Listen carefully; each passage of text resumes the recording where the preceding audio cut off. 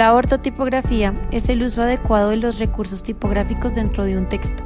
Su finalidad es facilitar la lectura, permitir que el mensaje del autor llegue a los lectores de la forma más clara posible y sin distracciones. Las normas ortotipográficas, más que buscar que se escriba con ortografía, buscan responder a preguntas comunes relacionadas con la forma de los textos.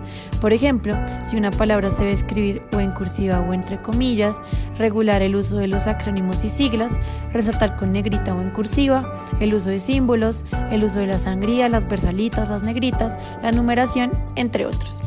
Primero, es importante tocar el tema de las comillas, que pueden clasificarse en inglesas o tipográficas, latinas, españolas, angulares o comillones, rectas, sencillas inglesas, sencillas latinas y sencillas rectas. Debemos tener cuidado de no confundirnos con los signos de menor y mayor, las lambdas y las primas dobles y las primas. Con el auge de las máquinas de escribir, los hispanohablantes comenzaron a usar con mucha más frecuencia las comillas inglesas y por comodidad estas son las que se recomienda usar. Ahora, en cuanto a los usos de las comillas inglesas, el primero consiste en encerrar citas cortas de máximo 5 renglones. El segundo consiste en encerrar los fragmentos que corresponden al pensamiento textual de un personaje en obras de ficción. Y el tercero, para encerrar los títulos de las divisiones de un libro, como las partes, secciones, capítulos, apartados y anexos. También los títulos de los artículos de una revista, un periódico o una página web, incluso un blog. Y en cuanto a las comillas sencillas, estas se usan en varios escenarios. Cuando se quiere hacer una cita dentro de una cita, cuando se quiere indicar que una palabra o frase es irónica, para el uso de apodos o seudónimos cuando aparecen junto al nombre real, cuando se escribe una palabra o una frase en otro idioma y luego su traducción al español, para referirse al alias de un delincuente, para los sobrenombres de las poblaciones, para los nombres específicos de los animales, cuando se refiere al nombre de un objeto personalizado como un juguete, cuando se usan en un contexto diferente del habitual y cuando en un tutorial se hace referencia a los iconos, herramientas y botones. El siguiente tema que tocaremos es el uso de la redonda, la letra base sin estilos añadidos, es decir, sin cursivas, sin negritas, sin versalitas, sin subrayados y en una disposición media con respecto a la línea. Es la que se usa en el cuerpo de texto de un libro o artículo. La redonda se usa para los nombres de las asignaturas o cursos, que además llevarán mayúsculas en los sustantivos y en los adjetivos. Para los diálogos, las citas largas y cortas, los nombres comerciales, los nombres de empresas públicas y privadas, organizaciones y fundaciones, los nombres de grupos o bandas musicales, los nombres de conciertos o giras de artistas, y todo lo anterior no interesa si están en otro idioma, igual van en redonda.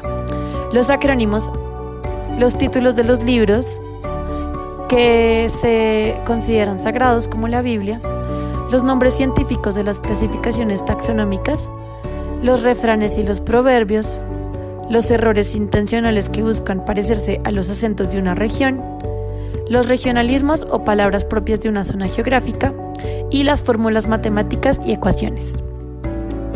Y en cuanto al uso de la cursiva, esta se usa cuando hay palabras o frases escritas en un idioma diferente del que se usa a lo largo del texto.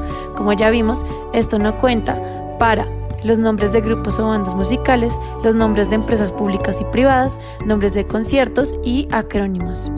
También se usa la cursiva en los neologismos para resaltar palabras y frases, cuando dentro de un párrafo se busca destacar las palabras o conceptos que se van a definir, para referirse a los autónimos, es decir, las palabras sobre las cuales se hace un comentario lingüístico, cuando se escriben letras independientes dentro de una oración, para las citas, poemas, haikus y canciones, para los epígrafes, en las dedicatorias de los libros, las monografías y las tesis, cuando las palabras contienen errores intencionales, para los títulos de libros y nombres de revistas y blogs, para los títulos de poemas cuando están nombrados de manera independiente, los títulos de álbumes musicales, óperas, zarzuelas, canciones y arias, los títulos de películas, videos, programas de televisión y de radio y programas de video y audio en Internet, los títulos de pinturas y esculturas,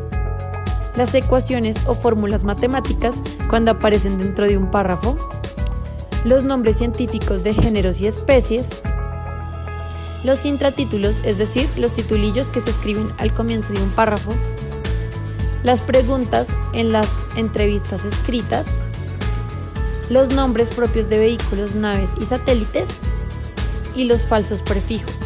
Las versalitas componen un estilo de letra que combina la forma de las mayúsculas con un tamaño muy cercano al de las minúsculas. Estas se usan, primero, para escribir números romanos que corresponden a siglos. Segundo, las siglas. Tercero, cuando se cita contenido que tiene originalmente mayúsculas. Cuarto, los códigos internacionales de las monedas.